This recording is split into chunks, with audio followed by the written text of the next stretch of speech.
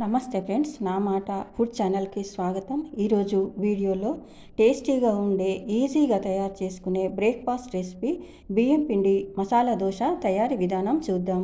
బియ్యం పిండి మసాలా దోశ తయారు చేసుకోవడానికి ముందుగా కొత్తిమీర, కరివేపాకు, పచ్చిమిర్చి, ఉల్లిపాయ కట్ చేసుకోవాలి. తర్వాత అల్లం వెల్లుల్లి దంచి పక్కన పెట్టుకోవాలి. బీట్రూట్, క్యారెట్ తురిమి పక్కన పెట్టుకోవాలి. తర్వాత టీ గ్లాస్తో 3 గ్లాసుల బియ్యం పిండి జల్లించి గిన్నెలో వేస్తున్నాను.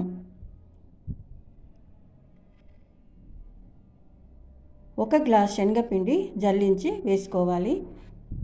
శనగపిండి వద్దనుకుంటే స్కిప్ చేయండి. తర్వాత కొద్దిగా పసుపు వేసుకోవాలి. 1 స్పూన్ కారం, 1 స్పూన్ సాల్ట్ వేసుకోవాలి. 1 స్పూన్ ధనియా పౌడర్ వేసుకోవాలి. 1/2 స్పూన్ జీలకర్ర వేసుకోవాలి. అల్లం వెల్లుల్లి దంచి వేసుకోవాలి.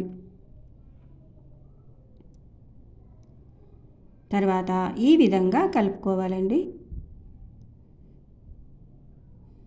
కొద్దిగా వాటర్ వేసుకుంటూ దోశలు వేయడానికి అనువుగా ఉండేటట్టు పిండిని కలుపుకోవాలి.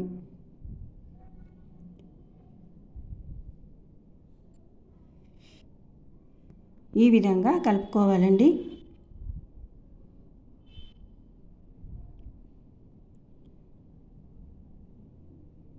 తర్వాత స్టవ్ ఆన్ చేసుకుని స్టవ్ పైన పెనం పెట్టుకోవాలి. పెనం బాగా వేడైన తర్వాత కొద్దిగా ఉల్లిపాయతో ఆయిల్ అప్లై చేసుకోవాలి. తర్వాత బియ్యం పిండి దోశలు వేసుకోవాలి. పలసగా ఉండాలో మందంగా ఉండాలో చూసుకుంటూ దోశలు వేసుకోవాలి.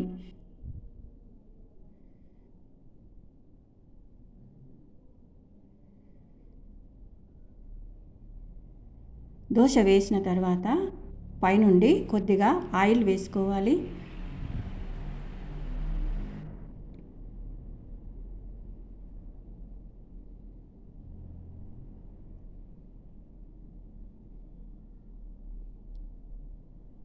తర్వాత దోశ ఒకవైపు కాలిన తర్వాత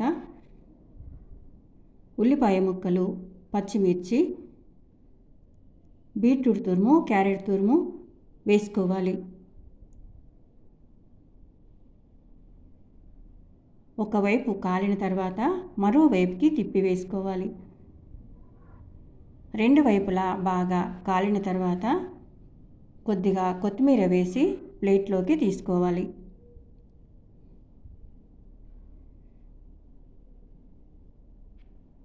ఈ దోశలను తెలంగాణలో బియ్యపిండి అట్లు అంటారు. తర్వాత కొద్దిగా ఈ విధంగా ఆయిల్ రాసిన తర్వాత మరో దోశ వేసుకోవాలి.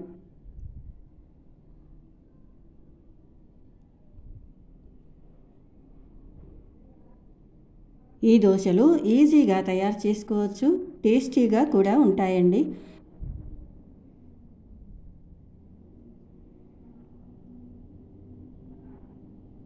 తర్వాత పైనుండి కొద్దిగా ఆయిల్ వేసుకోవాలి. ఈ బియ్యపిండి దోశల్లోకి ఏ చట్నీ అయినా, ఏ కర్రీ అయినా చాలా బాగుంటుందండి. ఏ కర్రీ, ఏ చట్నీ లేకున్నా కూడా ఇలాగే తిన్నా చాలా టేస్టీగా ఉంటాయండి. కొత్తిమీర, కరివేపాకు, బీట్రూట్ తురుము, క్యారెట్ తురుము, ఉల్లిపాయ ముక్కలు వేసుకోవాలి.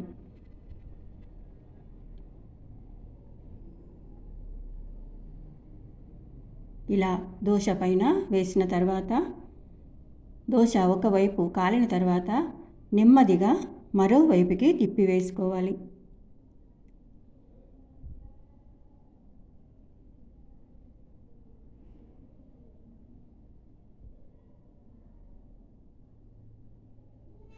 ఈ విధంగా మరోవైపుకి తిప్పి వేసుకోవాలి.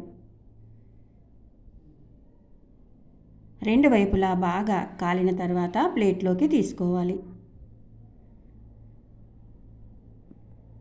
ఈ రెసిపీ మీకు నచ్చితే లైక్ చేయండి, షేర్ చేయండి. నా మాట ఫుడ్ ఛానల్ని సబ్స్క్రైబ్ చేసుకోండి. Thank you for watching.